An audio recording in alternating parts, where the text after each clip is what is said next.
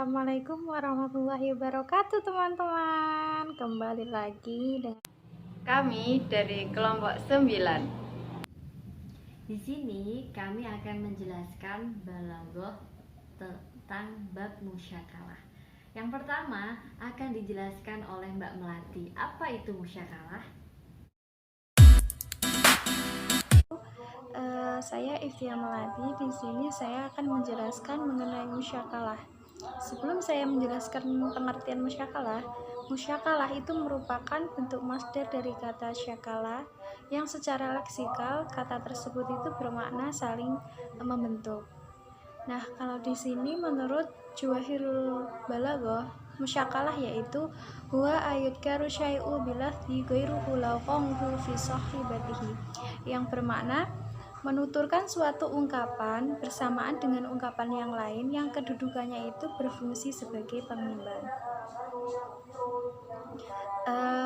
Menurut di buku Jawahirul Ma'nun, musyakalah yaitu badi yang menerangkan suatu hal dengan memakai lafaz lain, sebab keduanya itu jatuh secara bersamaan, baik secara terang-terangan maupun perkiraan.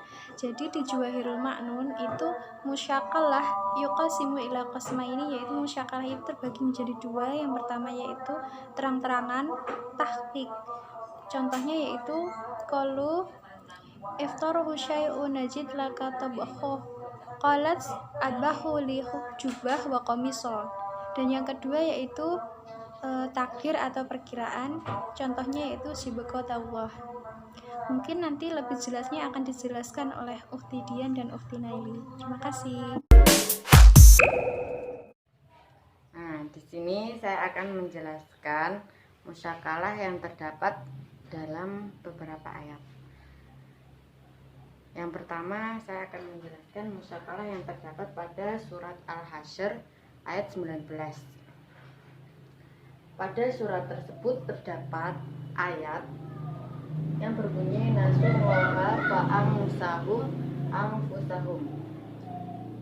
Nasullaha, mereka melupakan Allah, fa'amsahum, maka Allah menjadikan mereka lupa, anfusahum, pada diri mereka. Nah, di sini mana yang dikatakan musyakalah, yaitu lafadz ansahum ini. Ansahum ini merupakan musyakalah. Kenapa? Pada lafadz ansahum ini yang artinya maka Allah menjadikan mereka lupa. Nah, lupa yang dimaksud pada lafadz ansahum ini yaitu ihmalahum. Ihmalahum yang artinya mengabaikan, bukan lupa. Tapi kan sebenarnya sama, lupa dengan mengabaikan. Nah, kenapa kok ngambilnya ansahum bukan ihmalahum yang jelas-jelas artinya sama dengan apa yang dimaksud? Maksudnya mengabaikan. Mengapa kok enggak mengambil ihmalahum aja, kok mengambil ansahum? Karena agar antara fa'angsahum sama nasullahi ini bisa sama. Nah, ini yang dinamakan musyakalah. Antara lafadz yang pertama dengan yang kedua ini bisa serasi. Nasu kan lafadznya ini hampir sama dengan lafadz fa'angsahum. Cocoknya kan dengan fa'angsahum ya kalau nasullaha.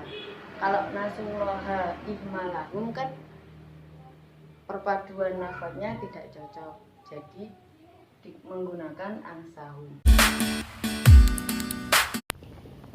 Teman-teman, tadi kan sudah dijelaskan sama Mbak Melati ya, apa sih itu musyakalah? Nah, jadi musyakalah kan sudah dijelaskan begitu panjang dan lain. Kan musyakalah kan dibagi jadi dua.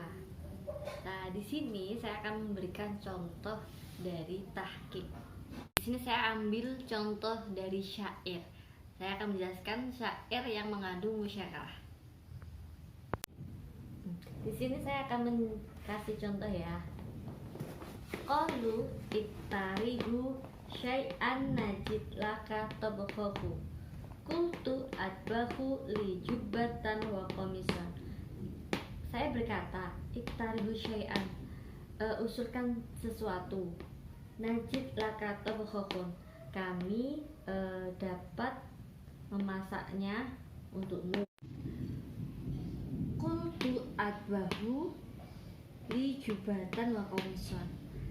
Saya berkata, masak untuk jubah dan baju. Kan tidak pas. Seharusnya memakai khoyatun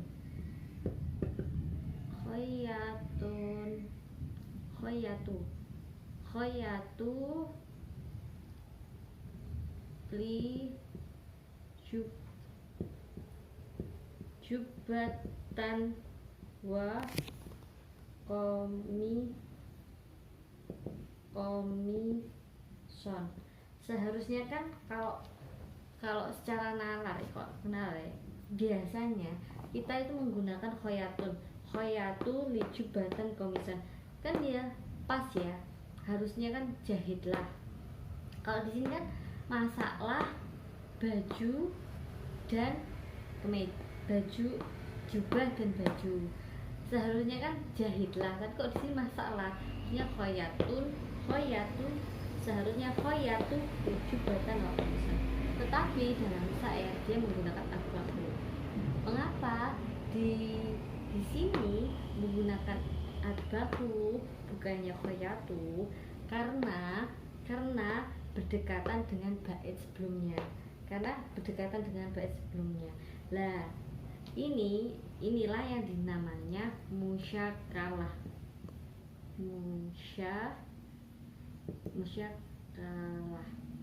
Nah, ini yang dinamakan musyakalah.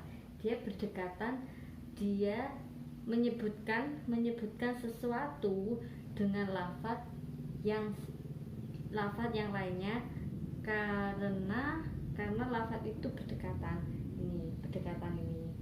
Jadinya menggunakan atbahu, dia menggunakan ini karena lafaznya berdekatan. Itulah yang dinamakan musyakalah. Sampai di sini paham kan?